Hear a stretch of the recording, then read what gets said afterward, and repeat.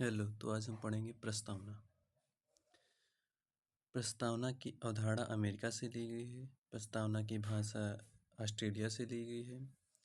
प्रस्तावना की रचना और सजावट व्यवहार राम मनोहर सिन्हा ने की है।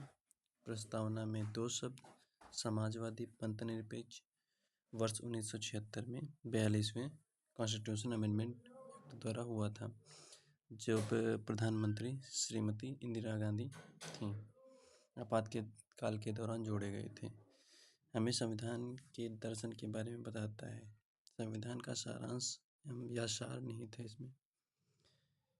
इसे संपूर्ण संविधान के संकलन के बाद बनाया गया था। यह संविधान सभा के समक्ष जवाहरलाल नेहरू द्वारा प्रस्तुत उद्देश्य प्रस्ताव का संशोधित संस्करण है। भारत का संविधान। हम भारत के लोग भारत को एक प्रभुत्व संपूर्ण संपन्न समाजवादी पंथनिरपेक्ष लोकतंत्र गणराज्य बनाने के लिए तथा उसके समस्त नागरिकों को सामाजिक, आर्थिक और राजनीतिक न्याय। कितने प्रकार के न्याय? 3 प्रकार के। कौन कौन से? सामाजिक, आर्थिक, राजनीतिक। विचार, अभिव्यक्ति, विश्वास, धर्म और उपासना की स्वतंत्रता। किसकी स्वतंत्रता है? 5 प्रकार की। विचार, अभिव्यक्ति, विश्वास, धर्म, उपासना।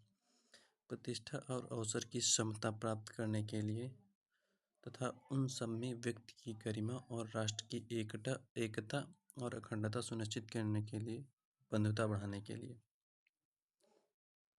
दृढ़ संकल्प होकर अपनी इस संविधान में आज तारीख 26 नवंबर सन 1949 को ईस्वी सप्तमी को एतद द्वारा इस संविधान को अंगीकृत, अधिनियमित और आत्मसमर्पित करते हैं। प्रस्तावना की टिप्पणी और इनसे कुछ संबंधित देख लेते हैं। संविधान का पहचान पत्र किसने कहा? प्रस्तावना को संविधान का पहचान पत्र किसने कहा? इन्हें पालकीवाला ने कहा। संविधान में प्रस्तावना को आभूषण समूह किसने कहा? पंडित ठाकुरदास ने कहा। प्रस्तावना को संविधान की राजनीतिक कुंडली किसने कहा? के.एम. मुंशी ने कहा। ये इंग्लिश में है। The people of India having solemnly resolved to constitute Indian into a sovereign democratic republic and to secure to all its citizens justice, social, economic and political liberty of thoughts, expression, belief, faith and worship, equality of status and opportunity, and to promote among them all fraternity, assuring the dignity of the individual and the unity of the nation.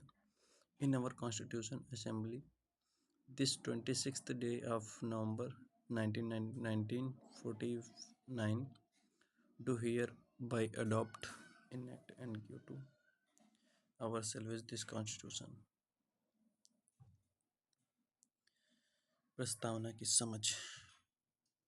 प्रस्तावना की शक्ति। संविधान की शक्ति का स्रोत हम भारत के लोग हैं, मतलब we are the people of India. इससे पता चलता है कि संविधान लोगों द्वारा अपने प्रतिनिधियों के माध्यम से तैयार और अधिनियमित किया गया है, न कि किसी राजा या किसी बाहरी शक्ति द्वारा उन्हें सौंपा गया है।